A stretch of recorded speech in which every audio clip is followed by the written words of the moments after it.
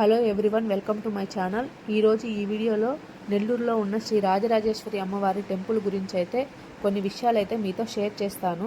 మనకి ఈ టెంపుల్ ఎప్పుడు స్టార్ట్ అయింది, ఎలా స్టార్ట్ అయింది అనే విషయాలు అయితే షేర్ చేస్తాను. 1965వ సంవత్సరంలో తమిళనాడులోని ఆర్కాట్ ప్రాంతానికి చెందిన శ్రీ అరుళ్ జ్యోతి నటరాజమూర్తి స్వామి విజయవాడకు ప్రయాణిస్తుండగా నెల్లూరులోని దర్గామిట్ట వద్ద విశ్రాంతి తీసుకుంటున్న సమయంలో స్వామివారికి ఒక దివ్య అనుభూతి కలిగింది. ఈ పవిత్ర ప్రదేశంలో ఆది పరాశక్తి శ్రీ రాజరాజేశ్వరి అమ్మవారు వెలిసి ఉన్నారని, ఇక్కడే ఆలయం నిర్మించాలని అమ్మవారి సంకల్పం అని ఆయన గ్రహించారు.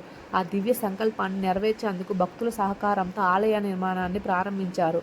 అనంతరం 1975 మార్చి 6న కంచి కామకోటి పీఠాధిపతి శ్రీ జయేంద్ర సరస్వతి స్వామి వారి పవిత్ర హస్తాల మీదుగా అమ్మవారి విగ్రహ ప్రతిష్టతో పాటు మహాకుంభాభిషేకం అత్యంత వైభవంగా జరిగింది. అప్పటి నుండి శ్రీ రాజరాజేశ్వరి అమ్మవారు ఈ క్షేత్రంలో భక్తుల కోరికలు నెరవేర్చేందుకు దివ్యశక్తిగా కొలువై ఉన్నారని విశ్వసిస్తారు. ఈ ఆలయ ప్రాంగణంలో శ్రీ సుందరేశ్వర స్వామి, శ్రీ గాయత్రి అమ్మవారు, నవగ్రహ మండపం, నాగ ప్రతిష్టలు, శివపార్వతి సన్నిధి, వినాయక స్వామి, సుబ్రహ్మణ్య స్వామి తదితర దేవతల సన్నిధులు ఉన్నాయి. ప్రతిరోజు నిత్య పూజలు, అభిషేకాలు, విశేష అలంకరణ సేవలు భక్తి శ్రద్ధలతో నిర్వహించబడతాయి.